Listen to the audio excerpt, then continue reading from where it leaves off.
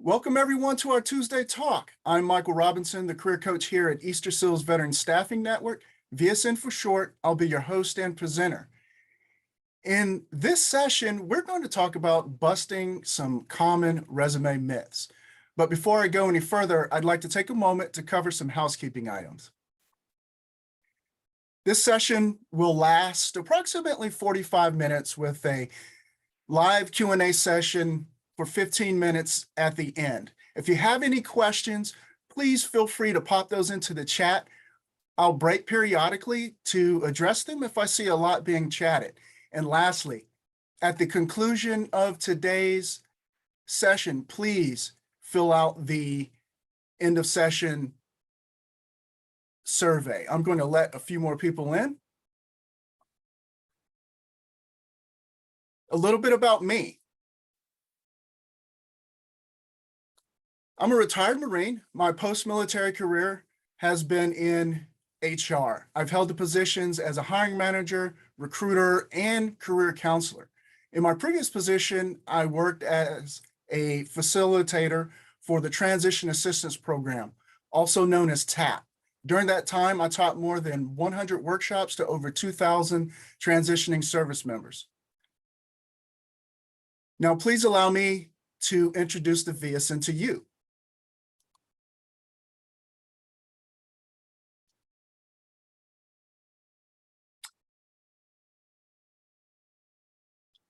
The VSN understands the employment challenges that veterans and military spouses face because we too are veterans and military spouses.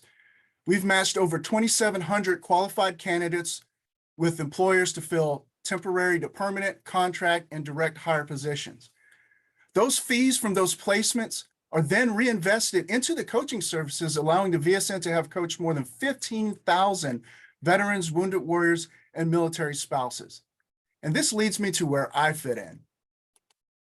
Our career coaching just isn't about landing people a new job. It's about helping people discover what they need to be truly happy and contribute meaningfully so that hopefully they won't be looking for work for a very, very long time. Our process is to help people gain clarity in their career by understanding the core aspects of the employment process, which you see here on the slide. Then they can take control of their job search and reach those career goals. As such, we can help you navigate the resume writing process.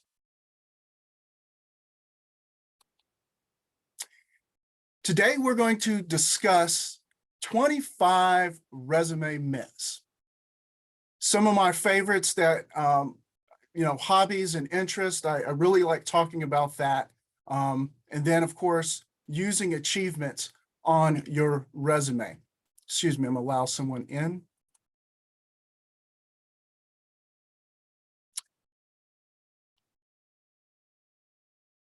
As well as GPAs and colors on resume. Those are really, really good topics to discuss.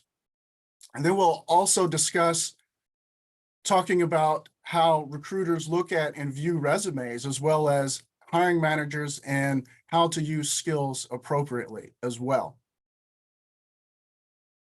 But first, I'd like to talk about why there are so many contradictions when it comes to resume tips. And part of that is because there's no one way to write a resume.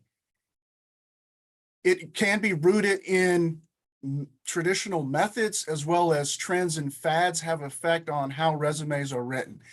Technology has changed resume writing forever. The invention of the applicant tracking system to screen resumes has changed just the way that we will write resumes from now and well into the future. Resume writing is also a part art as well as science, and we'll talk a little bit more about that when we start talking about colors. And then it really depends on the industry norm and the company's preferences.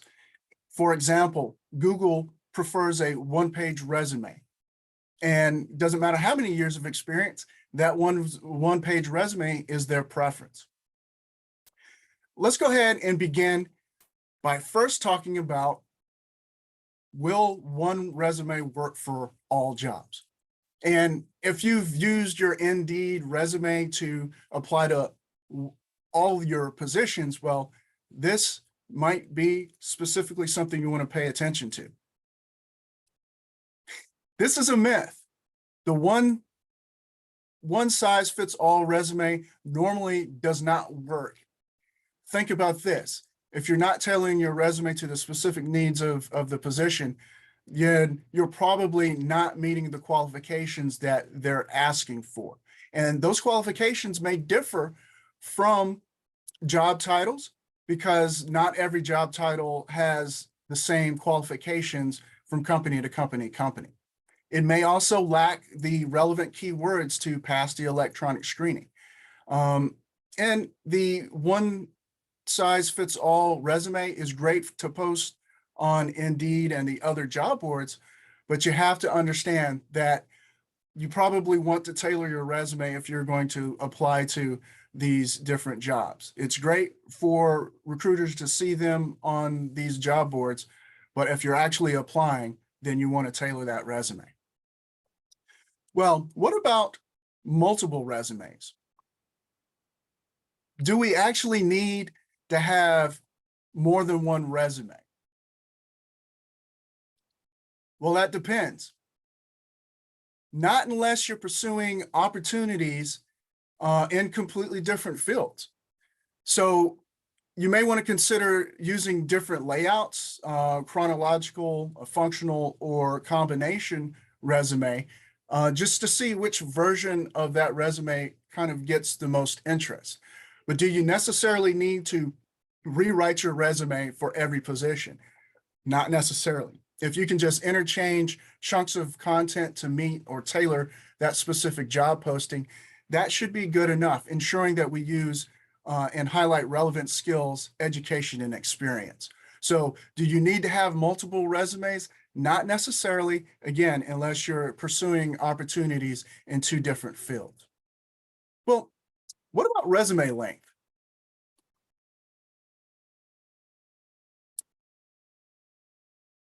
This is a myth. The one-page resume, that was rooted in tradition when we were using physical hard copies to apply to employers on site. And that was then. This is now. Applicant tracking systems really don't care how long the resume is. And organizations have their preferences, but truthfully speaking, my recommendation is make the resume long enough to demonstrate and convey your value to that organization. There are some general rules that we may want to take into consideration here, though. If you have 0 to 5 years of relevant work experience in that field, you probably can use one page. Anything more than 5 years, 2 pages is probably going to be well suited for you. And then there are those that are in academia and scientific fields, seasoned workers, and then of course the federal resume, which if you haven't experienced or written a federal resume before or know anything about that, those resumes are usually a little bit longer because of the amount of information and detail that those type of fields and employers want. Otherwise, make the resume as long as you need it to convey your value for that particular position. Myth number 4. I'm qualified, so I'll be interviewed. I've run across this many times. And that's a myth. There is no legal requirement for companies to interview all qualified applicants. In fact, there is nothing that states that they have to interview the most qualified candidate. And oftentimes, we just don't know how many people or how many other well-qualified people have applied to that position because we don't have any insight into the inner workings of that company's how many applicants they're receiving for that particular role. So you have to pass the screening, the electronic screening by the applicant tracking system, which in past Tuesday's talks, if you've joined me for any of those, we talk extensively about the applicant tracking system and most individuals not necessarily making it through that process. Then you also have to pass the screening, recruiter screening, and then of course the hiring manager screening. Keep in mind, only 2% make it to the interview process, 2%. So if there's 250 applicants for that one position, 3 to 4 individuals are going to be invited for a first round interview. If there's a second round interview, then probably 2 are going to be invited to that. And then 1 is going to be made an offer. So those are the rough statistics, but generally speaking, just because you're qualified doesn't necessarily mean that you'll be interviewed. And I said this one was one of my favorites. What about listing hobbies or interests on your resume? This all depends. And it depends on what level you're applying to and the relevance of the hobby to that position. And generally speaking, entry level and new grads use hobbies and interests to supplement their lack of direct work experience. Generally, after that, after 2 or 3 years of experience, hobbies and interests don't necessarily have the same kind of impact. So that's why I said it really depends. How relevant is it to the position? And hobbies and interests do show employers that you have used transferable skills like communication, et cetera, et cetera. And it's up to you to highlight the relevant knowledge and skills and personality traits that you use that made you successful in those hobbies and interests. But it really depends on the employer, and then of course, what level position you are applying to. What about myth number 6? List all of your work experience. So I get common questions about this. Should I not, et cetera, et cetera. Well, this one depends also. List all relevant experience, all relevant work experience.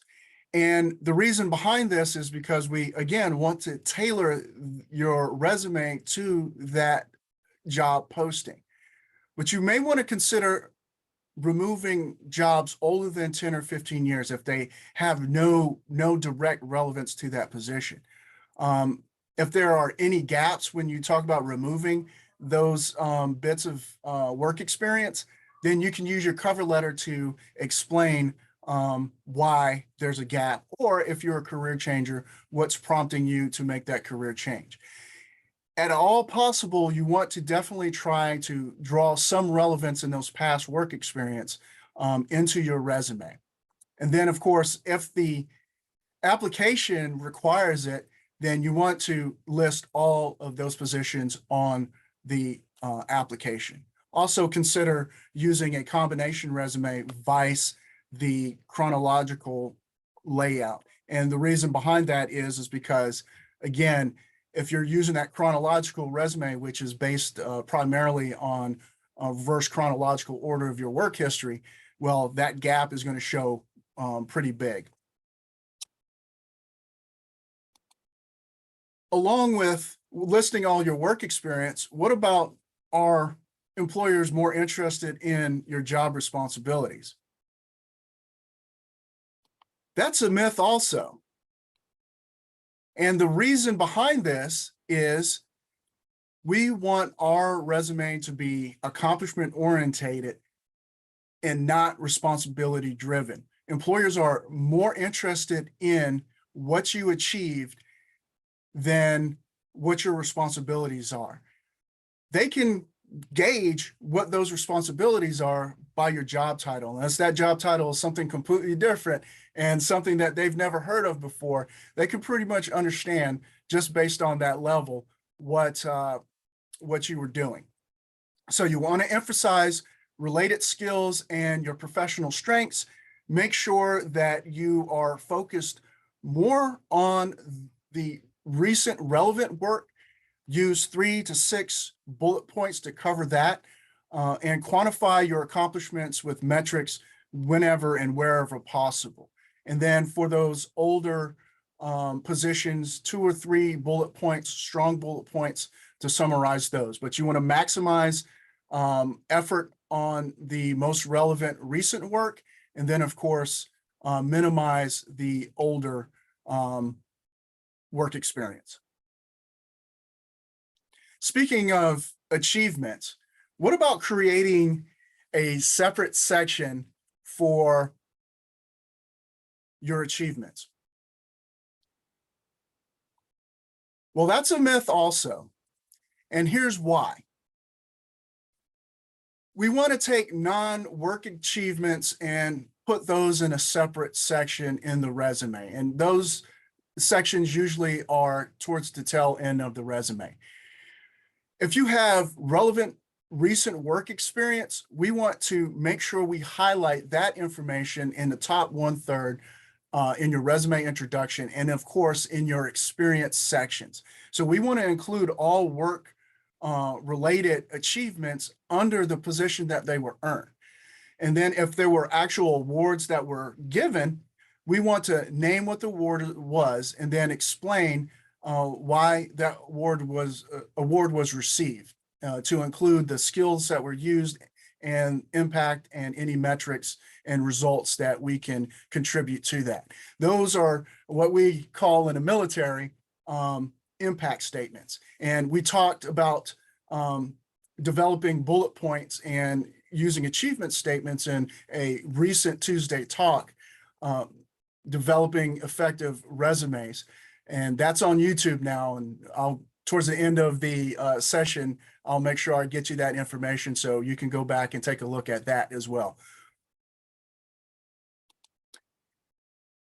So if you find yourself having worked in fairly similar positions and roles, what about repeating the same words in multiple jobs? Is that allowed?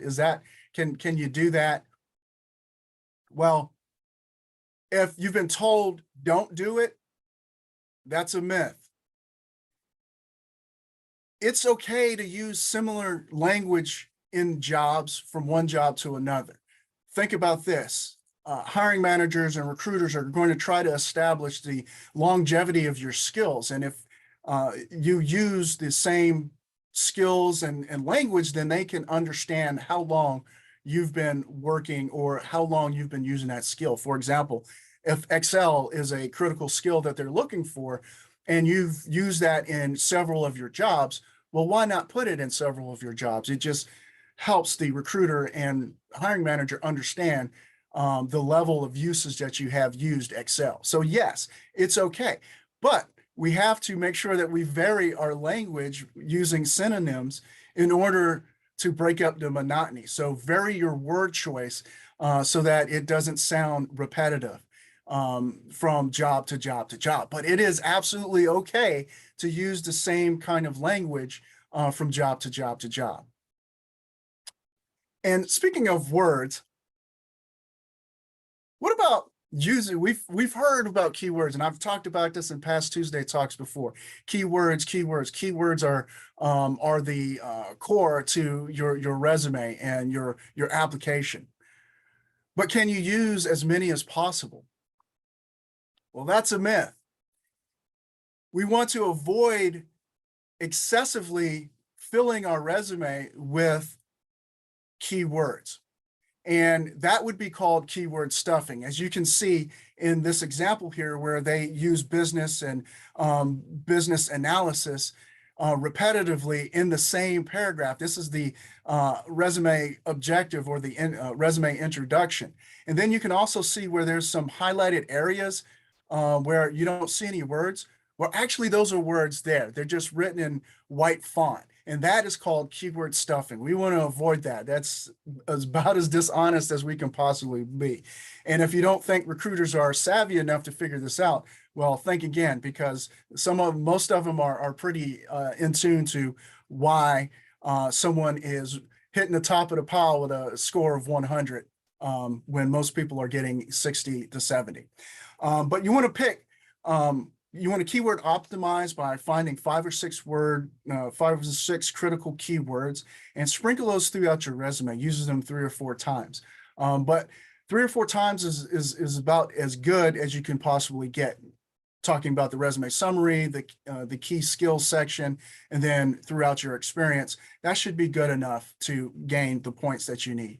And then, of course, mix skills, your hard skills and soft skills and industry specific words. And if you look real close, you can see that I keyword stuff this slide using the keywords.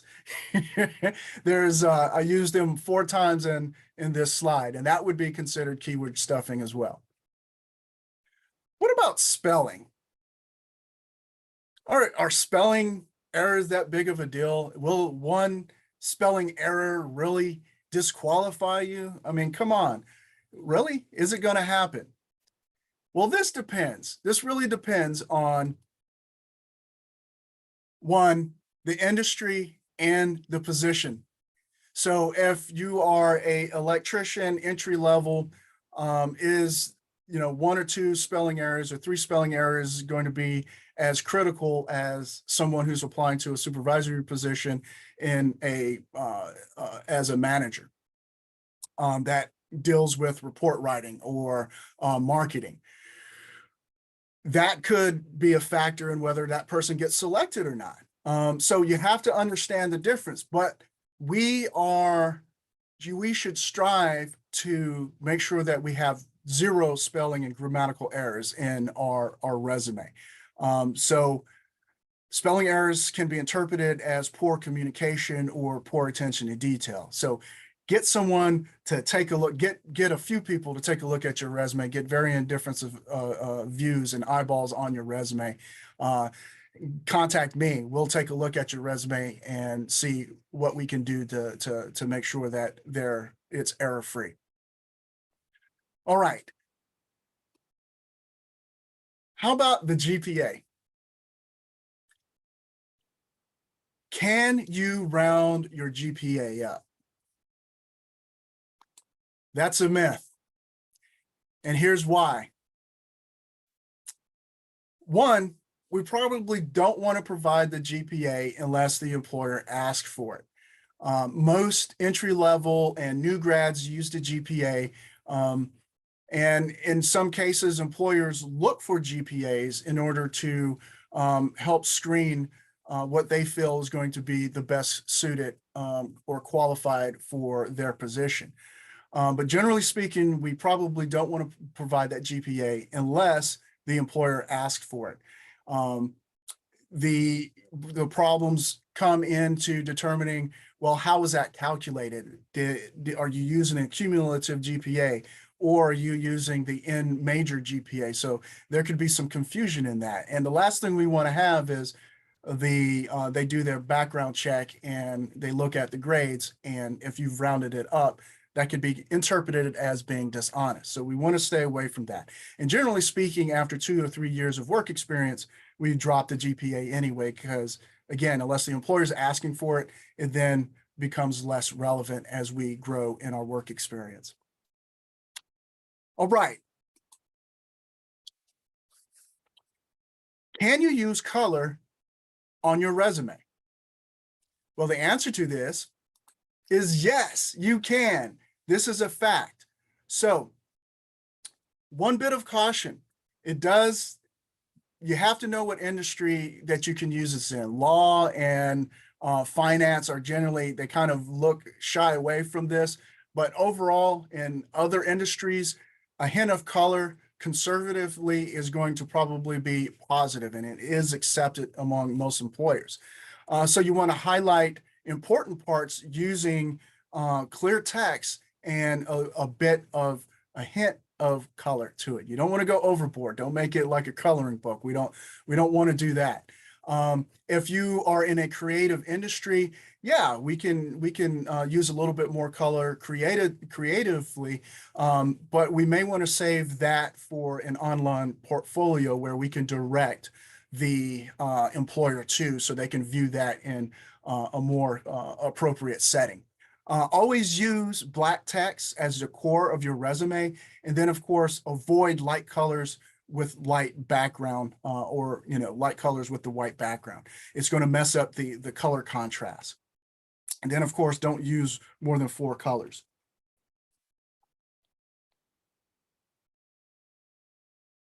I'm just checking the chat real quick. I seen something to pop in.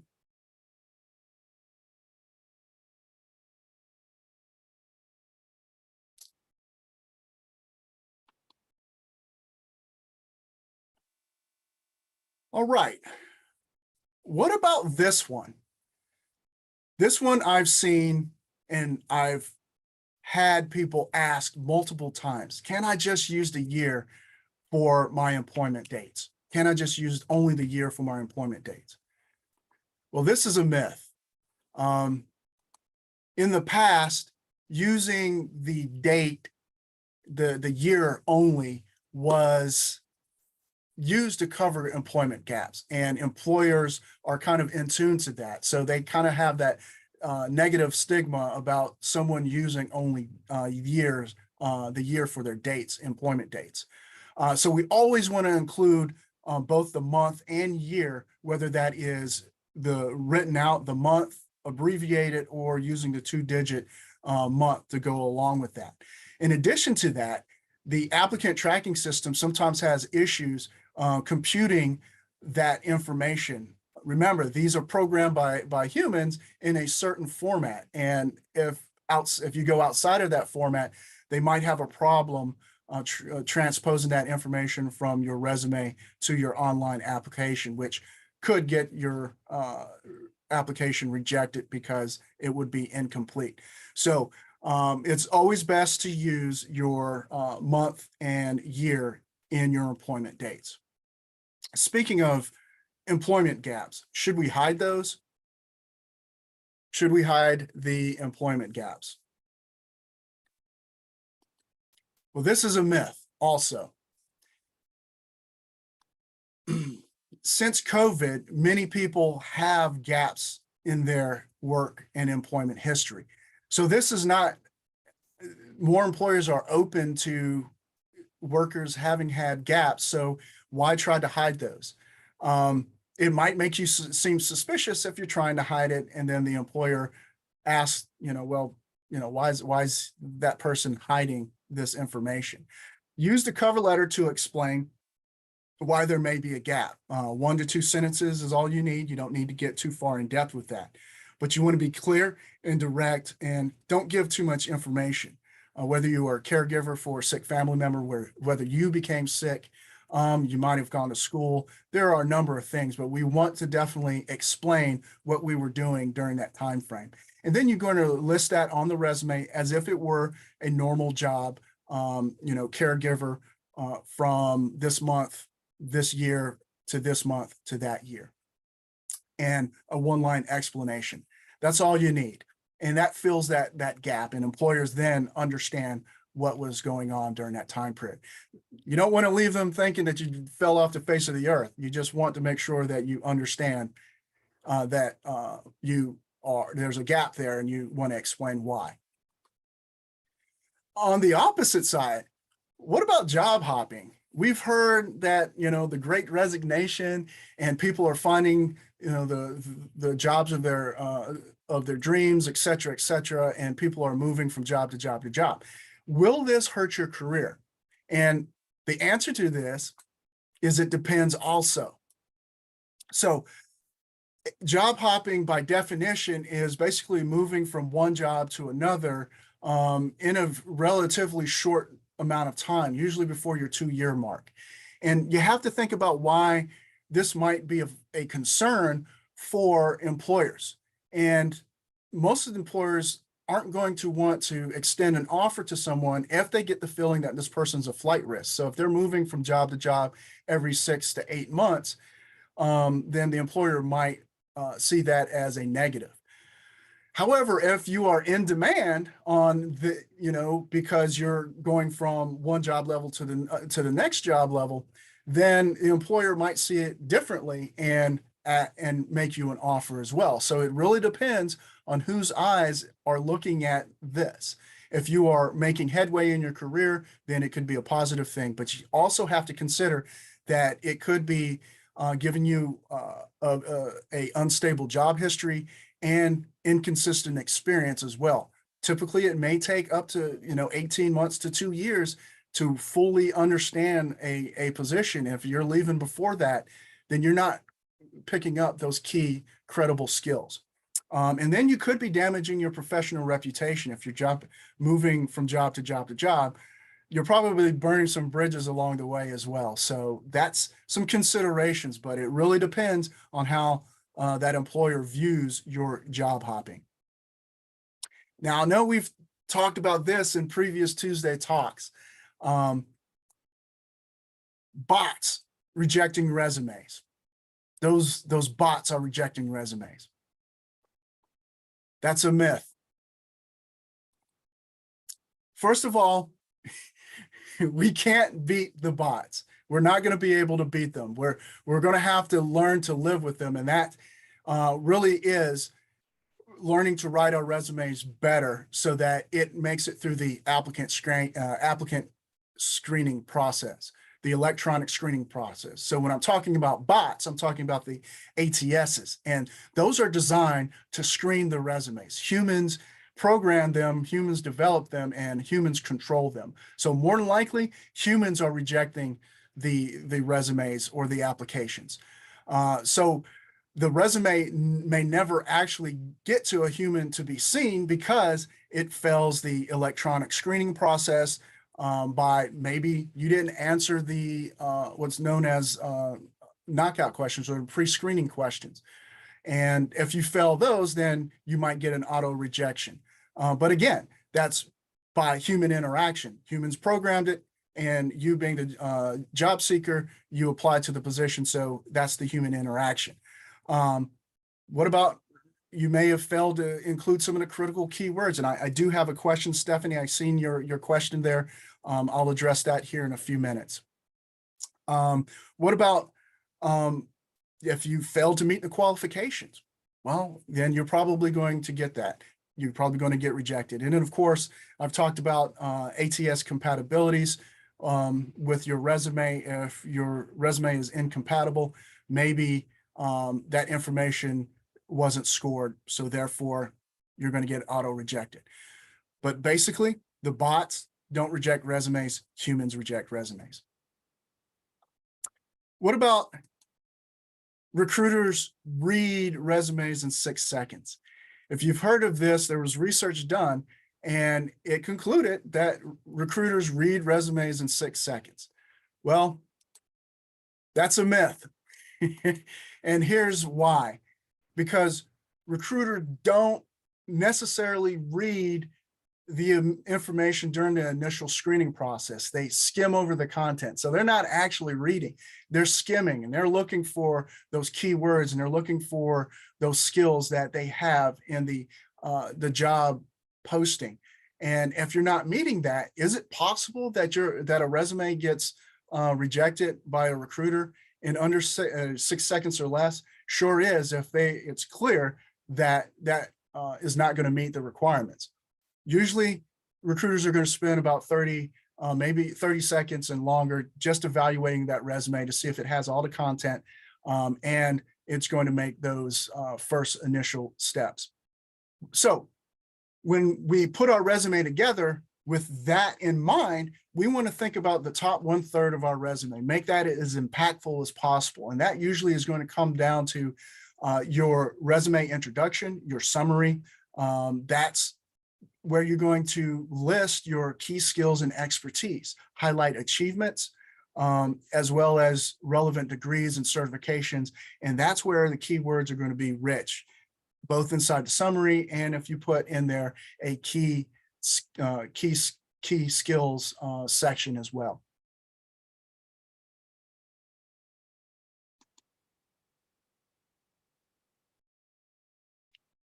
How about this? My resume and LinkedIn should be the same. Well, that's a myth. Most people get confused when they say that your resume and LinkedIn should support one another, should match.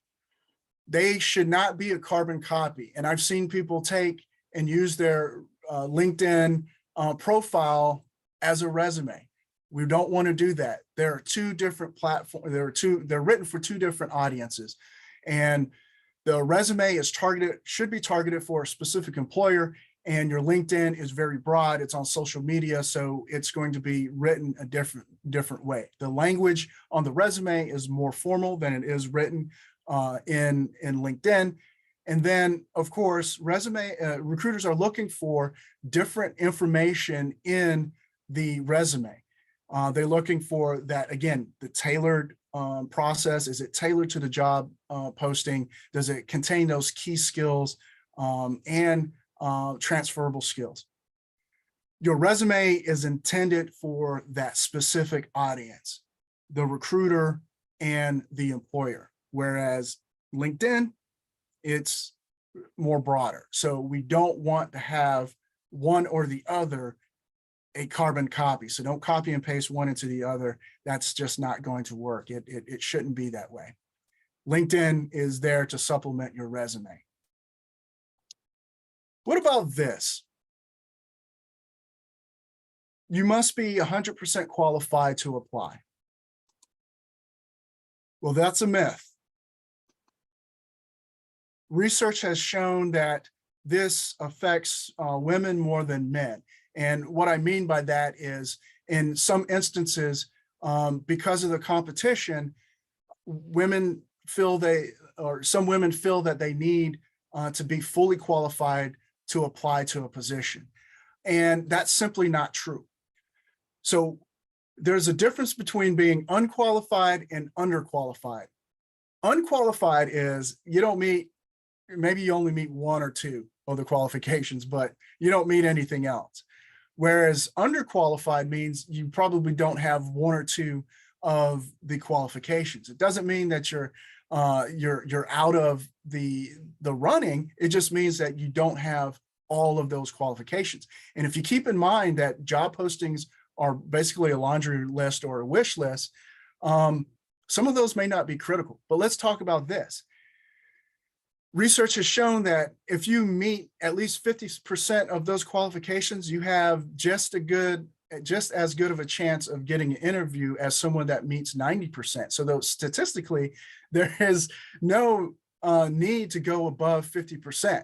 Not to say that you shouldn't, strive for that, but if you just don't have it and you have 50%, well, take the opportunity, at least try. And then understand that 62% of underqualified people have gotten job offers for the positions that they applied to. So there's always that chance. So remember the difference between being unqualified and underqualified. This is one of my favorites too.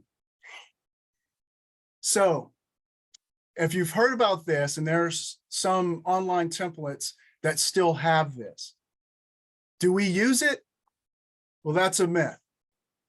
So adding this to the bottom of your resume is redundant, and it is an outdated practice. This, once again, was traditional when we were using hard copies to hand to employers in person. With the invention of the online or the applicant tracking system, then most employers will ask for that information in the online application. Otherwise, they will ask you for those at a later time. So there's no need to put it on your resume because it's wasting space, and you can probably put another action statement, achievement statement in your resume where the available upon request would go. So only provide that when the employer asks for it. This is a good one. Myth number 22. If I apply to more jobs, if I apply to more jobs, I will get a job. What do we think? Well, that's a myth. So, and this is the reason why. It depends on the industry and the position. Some industries or some positions have more openings than others. So you may have more opportunities to apply to more jobs, depending on what industry or position you're applying to. In the slide here, 21 to 80 is roughly a 30%, if not more, chance of getting a job offer, but that doesn't necessarily mean that is a golden number. It just is no guarantee that that will happen. But you have to think about quality over quantity when applying for those jobs. What about listing soft skills in the skills section? And I talked about this in a previous Tuesday talk. Well, that's a myth.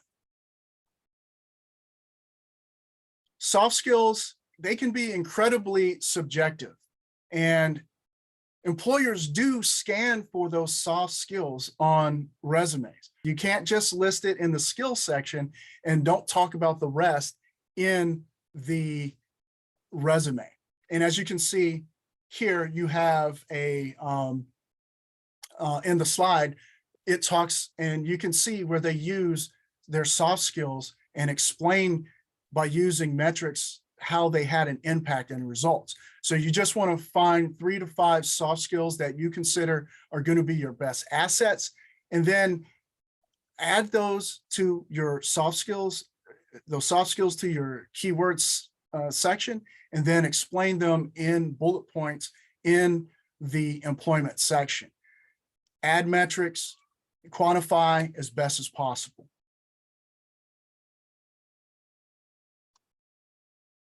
And this, I'm not getting any callbacks. It must be my resume. Well, that depends also. First of all, get a resume review. Contact me, we'll go over your resume and see if that is maybe the reason why. But there could be any number of reasons why you are not getting any callbacks. We don't know, we don't have any insight, as I mentioned before, into the applicant pool or how many people have applied to that. There could be very many or very well qualified people that have applied. Maybe the company decided they're not going to hire for that position, and they have not communicated that to those that applied, letting them know that they're no longer hiring for it, or that there's a different job that has been that's replacing that. You might be overqualified, underqualified, or unqualified for that position. And then, of course, maybe your achievements just don't match the employer's preferences.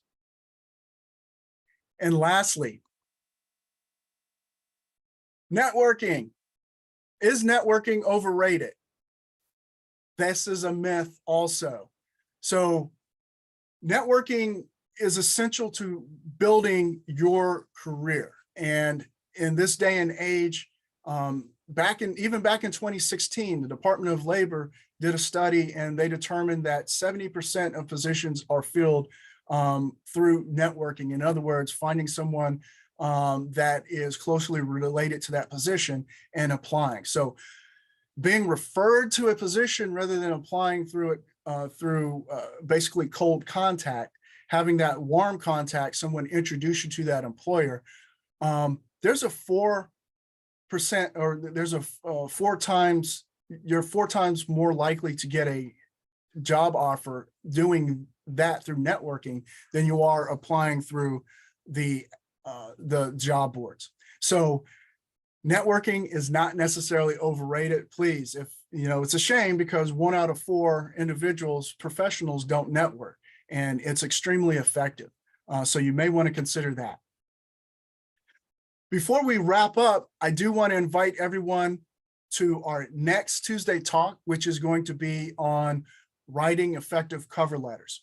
And this, if you're struggling, if you haven't written a cover letter before, or you contemplated writing a cover letter, these are extremely effective, especially in this hyper-competitive environment. So definitely look to register, and you can register on our events page at vsnusa.org/events, or you can use the QR code.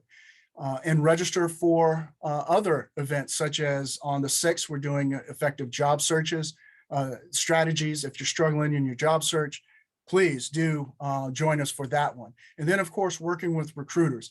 This is huge because whether it's an agency recruiter or a recruiter that works for a company, you're going to want to be able to establish a relationship with them. Believe me, it's going to be more effective if you do it that way. Remember, we talked about networking before, which we're going to have a Tuesday talk in the future on networking. And if you've missed any of our Tuesday talks, our past Tuesday talks, please join us on YouTube. We have a playlist, and you can type into YouTube Easter Seals DMC, DC MD VA, or you can use the QR code that will take you right there. So our key takeaways: consider the source of your resume advice. Is it rooted in tradition? Is that person working in finance and you're working in construction? There's going to be differences in how people write their resume. So you have to take that into consideration. Tailor the content to the job. Don't hide your gaps. Strive to meet at least 50% of those qualifications. Think quantity over quality when you're applying to jobs. Yes, you can apply to a lot of jobs, but we want to send out quality resumes that are tailored to those particular positions. Network, network, network, network. All right, at this time, I do want to open up the floor for questions. All right, so I'm going to go ahead and bring this session to a close. I want to thank everyone. Here is my information. Please reach out to me if you have any questions, or if you'd like to schedule an appointment with me, please use the QR code, or you can contact me here directly, send me an email, and I'll walk you through that process. Lastly, don't forget to please fill out the end of session survey. Your feedback is so important. I appreciate all of you, and I look forward to seeing you next time. At this point, I'm going to stop the recording. I hope everyone has a great day.